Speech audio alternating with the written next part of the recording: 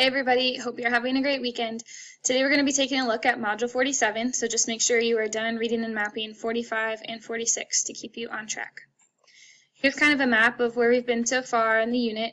We've looked at the biological influences of development on prenatal infancy and childhood, and I apologize to first period because we didn't get to this bottom stuff yet, but we will get to that on Monday. You can also read about it in Module 46.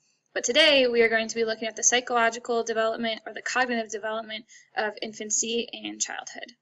So we said there were three driving questions that developmental psychologists use to guide their research, and that is nature versus nurture, stability versus change, or continuity versus stages. And the information in Module 47 really gives light to stage theorists. The psychologist that we're going to be looking at today was a very prominent stage theorist, probably one of the most famous psychologists that we'll study. So lots of psychologists think that we go through life continuously. There's not distinct stages, but the guy today thinks very, very deeply that we go through stages. And who is it? Well, his name is Jean Piaget. He's French, so please do not pronounce his name Piaget. But he was a child prodigy who became very influential in France, studying children's development. He was tasked with writing questions for their IQ tests. And prior to his research, a lot of people thought that kids were just dumber versions of adults, that they just needed education so they could grow their brains and become functioning citizens someday. But that their brains really weren't any different than adults. They just need time to grow, to learn the life experiences that adults had. But Piaget, after he studied why these little kids were missing certain questions, figured out that a lot of the questions that they were missing were missed among children of similar age groups. And so he kind of thought that there were these stages that we go through in childhood that would prevent us from answering some of these questions correctly. And so what he figured out, and what is his main theory, is that children learn differently than adults because their brains function in a completely different way, or their brains aren't the same as adult brains. And the main driving point of Piaget's theory was schema. And we've talked about schema a lot in this class, but just to review one more time, it's how we interpret the world around us. And he said that little children interpret the world very differently. So just to give you an example again, if you forgot what schemas are, if I ask you to picture a model in your head right now, you're going to think of a model, that would be your prototype. But if I showed you these pictures of the people, they would probably still fit your schema of a model, because when you think of a model, you've got a set of characteristics in your head that you can go through. Does it meet this, this, and this? And if it does, then you can classify it as a model. But what Piaget said were there were two things that we do to kind of edit our schemas from time to time, and they were assimilation and accommodation. So what is assimilation? Assimilation is when you incorporate new experiences into schemas that already exist. So for example, if you teach your little kid that an animal with 4 legs and a tail is a dog, and they see this, they're going to say it's a dog. If they see this, they're going to say it's a dog. But what happens if they see this? This is why a lot of times little kids will call animals by the wrong name, because they're assimilating them into their schema. Or if I show them a picture of a horse, they're going to say it's a dog because it fits their schema of a dog. It has 4 legs and it has a tail. Another good example, if you've ever seen Monsters, Inc. with Boo and Kitty, she calls, what's his name, Sully? She calls him a kitty because he's really furry, and so she's assimilating him into her schema of a cat. The other thing that we can do with schemas is we can accommodate them or change them. And a way that I remember this is because when we talked about the eye, your lens will accommodate to change based on how far or how close you're looking at something. And so this is when we change the schema to adapt to new information. So for example, if you tell people to picture the Bronx, people from the West that have never really been to the Bronx kind of has a negative connotation, so their schema might fit something like this, and these are real pictures from the Bronx, so they have some pretty bad areas.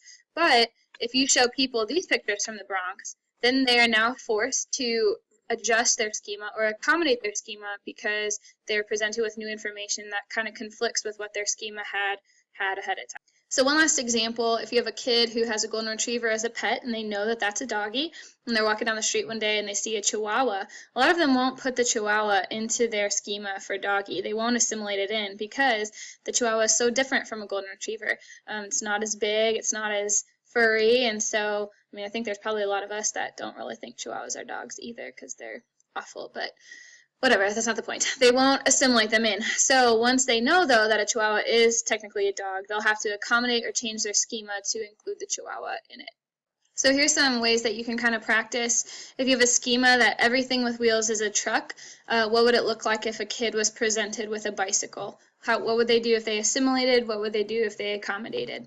Or if an adolescent has a schema of, my parents don't know what it's like to be a teenager, but then their grandmother tells them a story about how rebellious their mother was in high school, then what would it look like if they assimilate their schema? What would it look like if they accommodate their schema?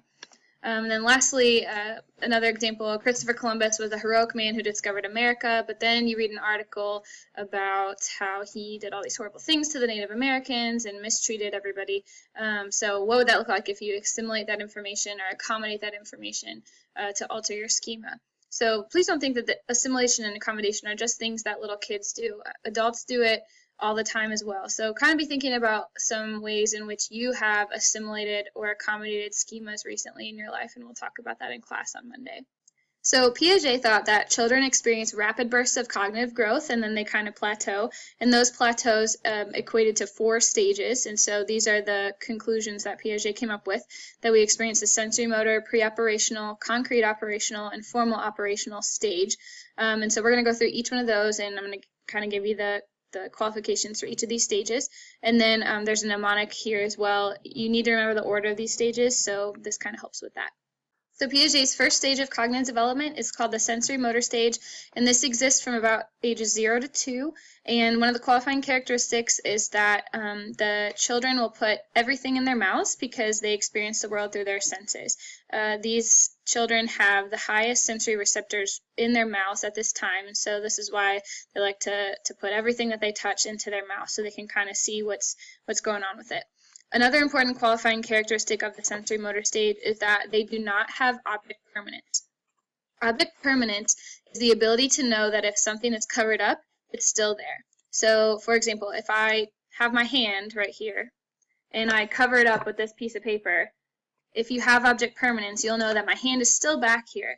But people from ages 0 to 2, they think that it disappears completely. They do not have object permanence. So this is like a key qualifying thing for this stage. Okay. Hey, look, Lucy, look. It's the Clippers. Go get them. Where are they? No idea. They're the Clippers. Look at the Clippers. Where'd they go? There they are. Good girl. Look at Wally trying to edge his way into the video. Again with the eating of the Clippers. Hey, Stewie, peekaboo. Yes, I see you, fat man. Where's Daddy? What? Where did you go? Oh, this is impossible. But I can hear you, but I can't see. Really, must really be gone. Peekaboo! Ah! How the hell did you do that? Look, I thought you disappeared, otherwise I wouldn't have picked mine. Oh, great, leave when I'm right in the middle of a sentence. All right, so hopefully those clips helped you understand a little bit better about object permanence. So the second stage is called the pre-operational stage, and this occurs from about ages 2 to 7. And children in this stage do have object permanence, so that's one of the qualifying indicators. But they exhibit something that we call animism, and this is when they give human characteristics to inanimate objects. We also call this magical thinking. So if you remember when you were little playing with stuffed animals, like they were real to you. You give them human qualities and characteristics even though they were inanimate objects. This is why I think some of us maybe still have a hard time throwing away some of our favorite stuffed animals because we just can't, I don't know, it's kind of like a Toy Story thing. You just can't throw them away. Another example from just adulthood would be, adults exhibit animism or magical thinking when they like talk to their car. There have been some times when I've been really low on gas and I'm just like, come on, you can do it, car, you can do it. I mean, it's stupid to talk to your car like that, but that's an example of pre-operational thought if you do anything like that to an inanimate object.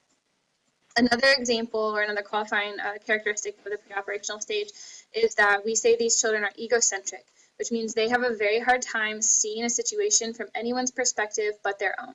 Their perspective matters most. So I'm going to show you 2 clips that kind of give an example of what egocentric thinking looks like. The first one, you'll see a child that has egocentrism, and then you'll see a child that doesn't have egocentrism, and then there'll be a funny clip after that. What you see when you look at that from where you're sitting? What are some of the things that you see?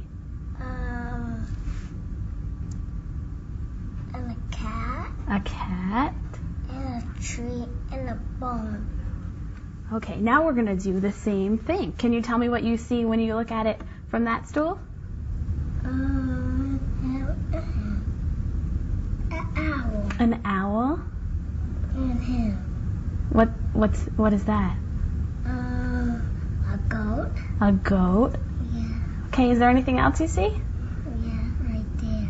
Right there, what is that? A tree. A tree. And that's another little tree. Another little tree? Right. Okay. And can you tell me what I see when I look at this from where I'm sitting right here? An owl. Okay. And a goat. Mm-hmm. And a little tree. And that. And that. Okay, so can you tell me what you see from that side? A fox and a bone. And a volcano. And Yeah? a rock. And a big fat Christmas tree. Now, Braxton, can you tell me what I see from where I'm sitting? A bird and a river and a volcano and a horsey and a rock and a plant. No, seat behind here.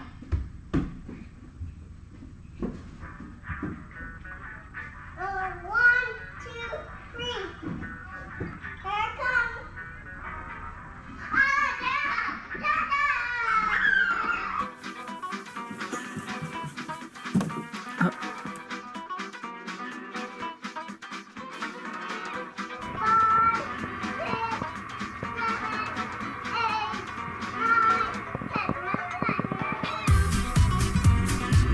Ready or not, here I come.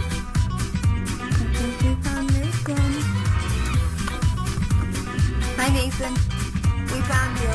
Ready or not, here I come.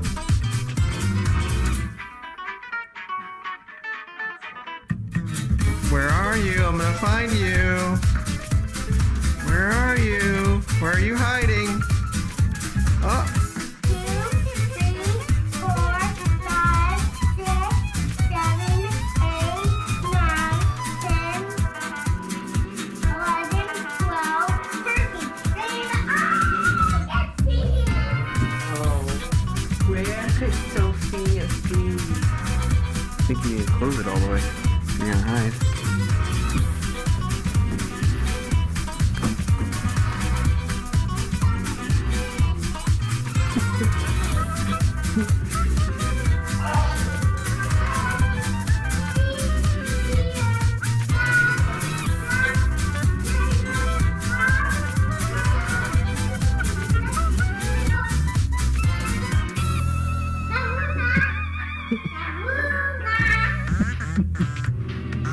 You can come out now, Scarlett. You've won.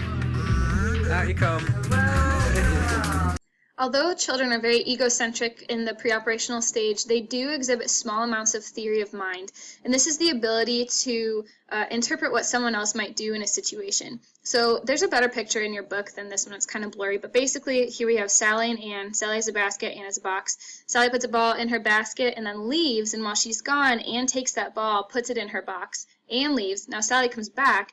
Where is Sally going to look for the ball? Well, she's going to look for it in her basket, and that's what a lot of children will say if they have theory of mind. What's interesting is that children with autism actually have a really hard time with this. They'll say that Sally's going to look in the box. So we'll talk about that more in class on Monday. And then the last thing that children lack in the preoperational stage is the concept of conservation, and that is that you're able to tell if something changes shape, that it's still the same volume. So the best way I can explain it is through this picture right here. You have two glasses, have the same amount of liquid in them. You take one though and you pour it into a taller, skinnier cylinder. If someone is in the preoperational stage, and here in the box 3, they're going to say that this has more liquid, even though they just saw that it was both equal, but because this one looks bigger, it has more. And so people that lack conservation, this is a key characteristic of the preoperational stage. And this is where we're going to stop today. We'll cover stages 3 and 4 tomorrow in class. So thank you for watching and do your notes, and we'll practice this tomorrow in class to make sure you understand it. See ya.